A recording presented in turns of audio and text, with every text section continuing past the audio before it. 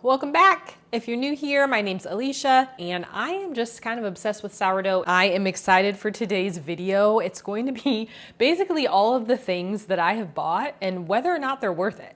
Because sourdough is an expensive hobby and I want you to see the things that are maybe worth it and the things that you can absolutely skip.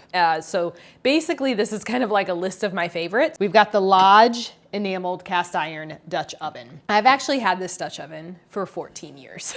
So I bought it off Amazon a long time ago and have made a whole lot of things other than bread in it. It's weathered. It definitely does not look new, but it works great. And I prefer when the loaves come out of this. So even though the majority of the loaves I shape to like the oval shape, I find that when I cook them in this Dutch oven versus the other one, they always come out rounder and taller. So if you you want your end loaf to continue to look like a log or in that like oval shape, then you may like a different like log type shaped Dutch oven. Loaves are around 1,000 grams. They fit in this grate. This Dutch oven right now on Amazon is $79.99. I'd say worth it. This is number one. This is my absolute, like, if you have nothing else to make sourdough with, Dutch oven. Number one. On to number two. This is number two, but it's almost like a 1.5 because I love this thing so much. This is a Broad & Taylor proofing box. And since I already had the Dutch oven, that was already something I didn't have to buy. This was by far the first like big sourdough purchase that we made. But it's so worth it. Like, it's so worth it. So right now I'm actually doing a chocolate, like a double chocolate strawberry loaf. I'll just lift it here so you can kind of see. But I've got this loaf in here and I have it set for 79 degrees and it's just great because it could significantly speed up my bulk fermentation. So this proofing box is $249.99 on Amazon right now. So it's definitely one of the more expensive things that you can purchase. But I do feel like for the amount that I use it and how helpful it can be, I feel like it is really worth it. I think the biggest struggle for people is to try to get either starter warm enough or their bread warm enough if you don't have anywhere in your house that's warm. I personally could never use my oven with the light on. I tried it and the light just kept warming and warming and it got like well over 100 degrees before eventually the light just blew out. So that was not an option for me. I didn't have any luck with like in the microwave with the light on. Like there were just all these little tricks that people will tell you to do, but like if you're not checking the temperature in your oven and then you're putting your starter in there every time, like most likely your starter is going to turn acidic because it's being kept way too hot for way too long. So this, you just have so much more control. You can go, I mean, if I'm doing something like yeast, I can go up to like 90 degrees. If I'm doing sourdough, most of the time if I have my starter in here, the only time I really put my starter in is if I am in a hurry, like I feed it in the morning and I want to bake, several hours later, I might go as high as like 82 or 83 degrees. But if I were just wanting like to start a new starter, like when I rehydrated my dehydrated starter, I put it in here at 75 degrees. And so it's just really nice to have like a consistent temperature. The only downfall is I can only fit about enough dough for 2 loaves in here. So I can't use this when I'm like bulk baking, when I'm making lots of loaves for people. So that would be my only gripe. I have used it for my croissants, which it's getting better. We're not there yet, but still working on it. And it is really nice for something like that. I would say if one of your biggest issues is temperature, your house is really cold, you're having a hard time getting your starter to grow, especially when you're starting a new one, this is really nice to have. So number two, also very expensive, but let's move on to number three. I decided to put these all together as one because they're all relatively inexpensive. We've got the skinny spatula, we've got the bowl scraper, and then we've got the bench scraper. And I would say other than a Dutch oven, this bench scraper is going to be like the thing that's going to help you deal with the dough the most. So I always recommend using a little spray bottle, getting this wet, but this is what's going to help you deal with sticky dough. If you don't have a bench scraper and then the dough is just sticking to your hands, it can be really, really difficult. So it just makes the process so much easier. This is really great for cleaning the sides of the bowl and getting the dough like into a nice cohesive ball. You can see that mine got melted in the dishwasher and I still use it, but I actually just ordered another 2-pack of these from Amazon. So these I believe are $6.99 for a pack of 2.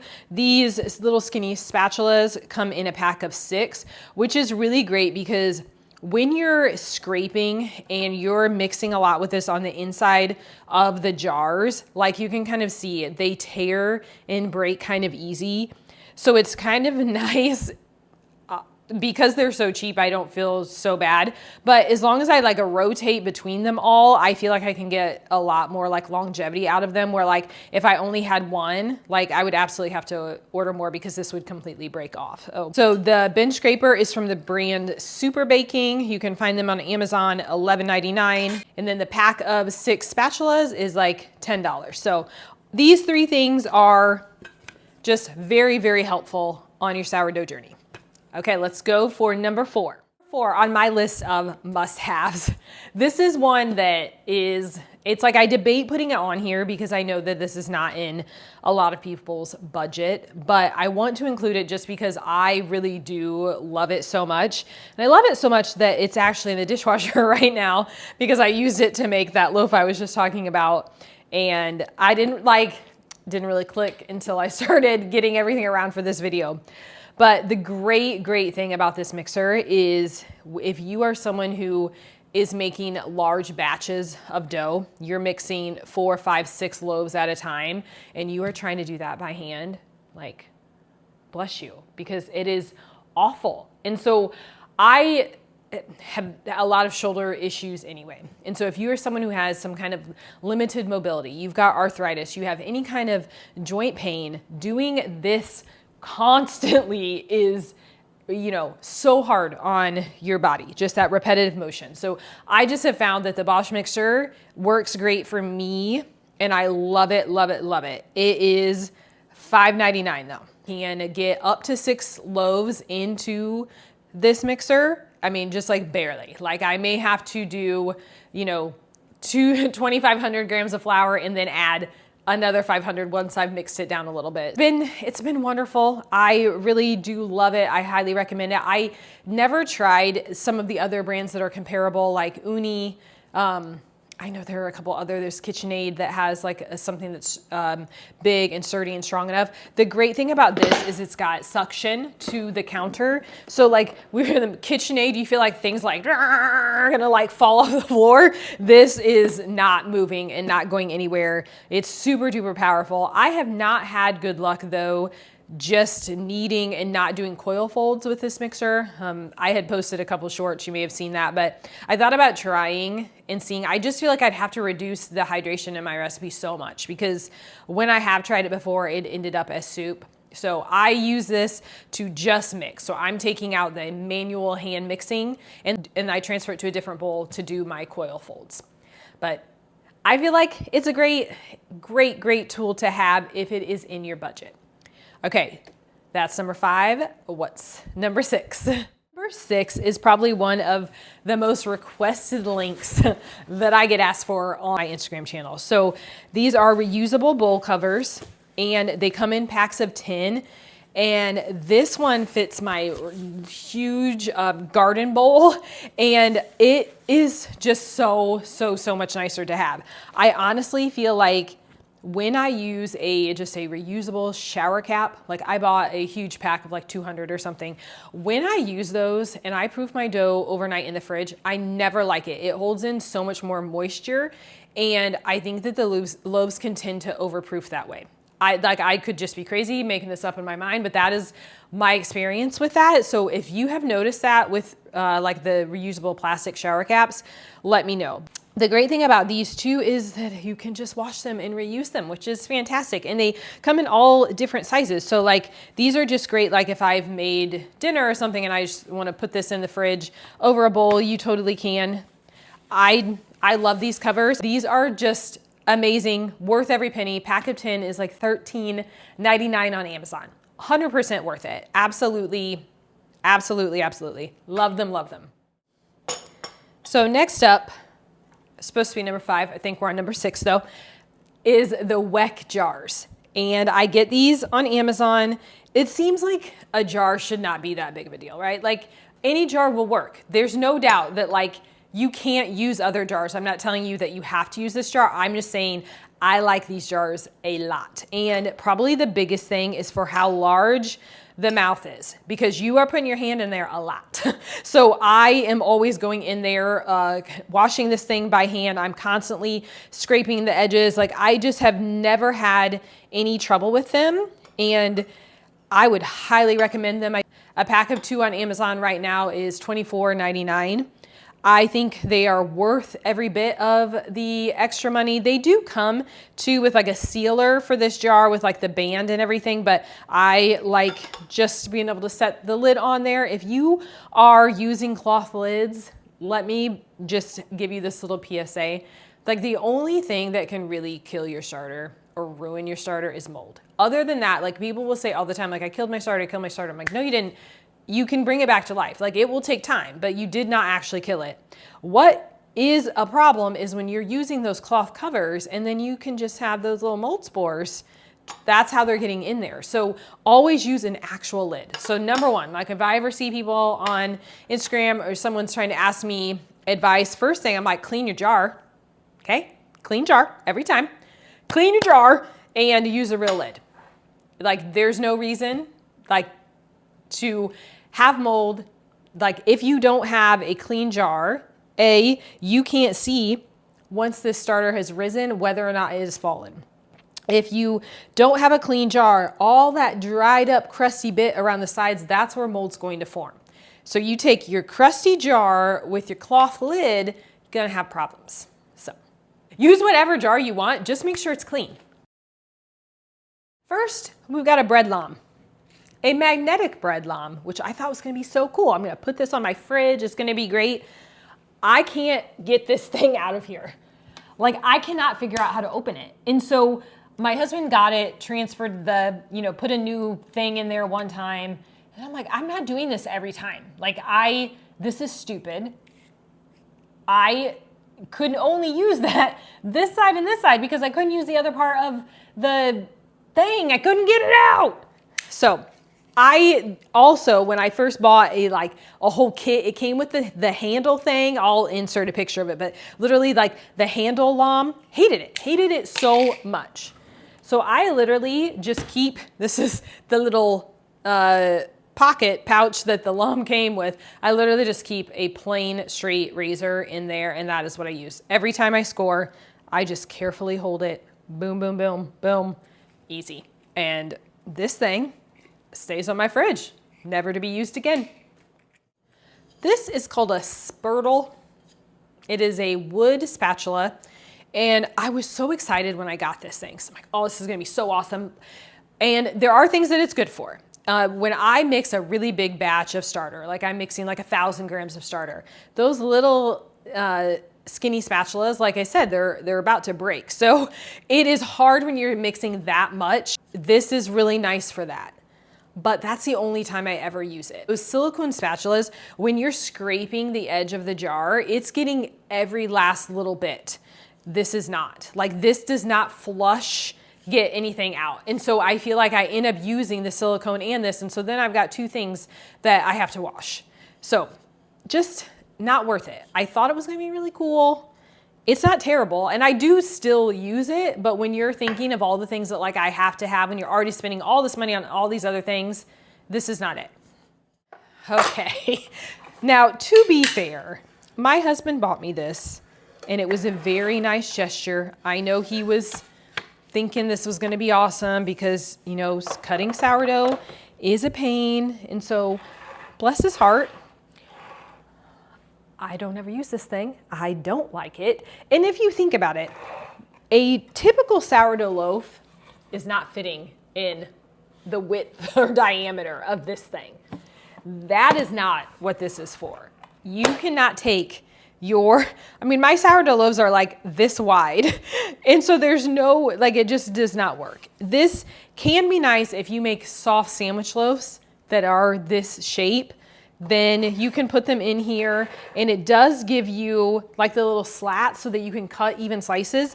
That's the only thing that I would say is good about this. This is from Mama Bear Kitchens, and it's $34.99 on Amazon, and it came with a knife. I actually really like this knife.